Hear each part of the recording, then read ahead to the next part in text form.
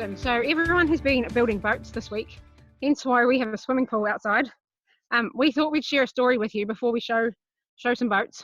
So our story is all about Peter walking on the water. So here we go. Jesus had a huge day teaching people, and he sent the disciples across the lake in a boat. It is coming. Where's the disciples in the boat, man? Not on there. Here we go. Disciples in a boat. Fantastic. Okay. While the disciples were in the boat, Jesus went up a hill to pray.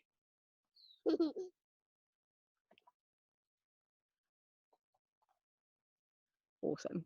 Okay, sometime in the middle of the night, unfortunately I can't make it dark, a terrible storm came up. The disciples were terrified. Then they saw Jesus walking on the water.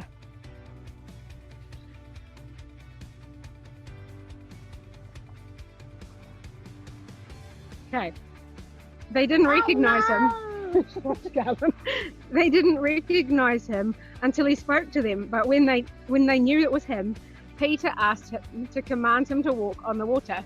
Get the hose off me, oh my goodness, the camera's getting wet. Good one. Peter stepped out and he walked on the water too. He will. I'm sure he will. There we go. We've got a few drowned disciples. That didn't really happen.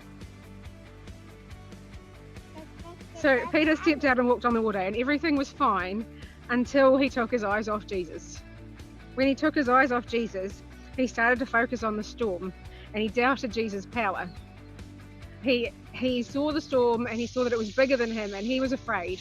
And because he stopped focusing on Jesus and instead focused on the storm, he started to sink. But it's okay, because Jesus came and he reached out, took his hand, and he saved him. Whoa.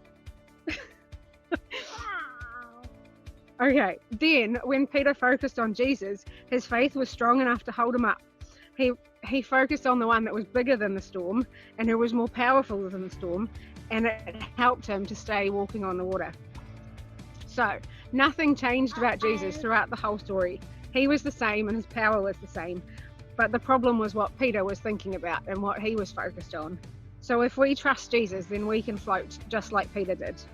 Except he was kind of walking on the water. But that's cool. Are you all with us? Okay, so the moral of the story is to keep your eyes on Jesus, because even when things are terrifying, Jesus is still the same and his power is still the same as it was that day in the storm with Peter on the water.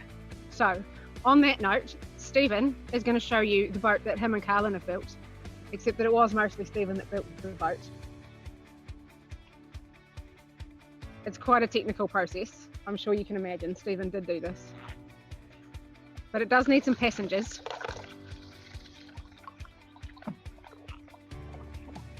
Here we go, passengers. Yay, say something, Stephen. That ran out of steam. That is okay though.